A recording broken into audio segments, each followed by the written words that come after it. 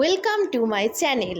Hello guys, তোমরা সবাই কেমন আছো? আমি খুব ভালো আছি। আমি এখন আম তেল বানাবো। তো দেখো, কড়াইতে তেলটা গরম করে নেব খুব ভালো করে। দিয়ে গরম করার পরে কিন্তু না, কোটোর মধ্যে ঢাললে হবে না, কারণ কোটোটাই তো গলে যাবে। কারণ গরম তেলটাকে আগে ঠান্ডা করতে টাইম দিতে হবে। আর এখানে দেখো, এরা কতক্ষণ ধরে অপেক্ষা করছে যে আম কখন আসবে আমাদের কাছে আর তেলটা কখন আসবে। তো আমি সব রকমের মশলা দিয়ে দিয়েছি কোটোর মধ্যে। আমার যেই মশলাগুলো ভালো লাগে খেতে সেই মশলাগুলো দিয়েছি। আর এখানে আমটাকেও দিয়ে দিয়েছি। আমটাকে দুদিন আগে আমি রোদ্দুরে দিয়েছিলাম, একটুখানি হলুদ আর লবণ মাখিয়ে।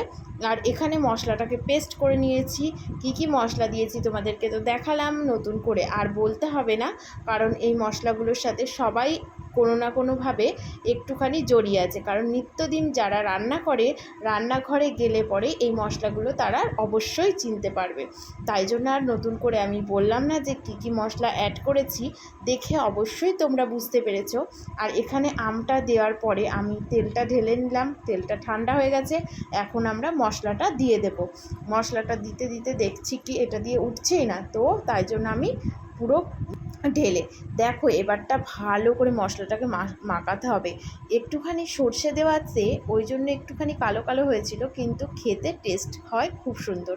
দেখতে একটু কালো কালো লাগবে, কিন্তু টেস্টটা দারুণ। কারণ আমি এই ফার্স্ট টাইম এটা ট্রাই করলাম, তো আমার ফলাফল ভালোই হয়েছে। কারণ এটা বানিয়েছি আমি দুদিন আগে, এখন এই দেখো এই রূপটা হয়েছে। সবাই খেয়েছে, খেয়ে খুব দারুণ বলেছে। তোমরাও বাড়িতে ট্রাই করতে পারো। তো বাই বাই বন্ধুরা, দেখা হচ্ছে নেক্সট ভিডিওয়।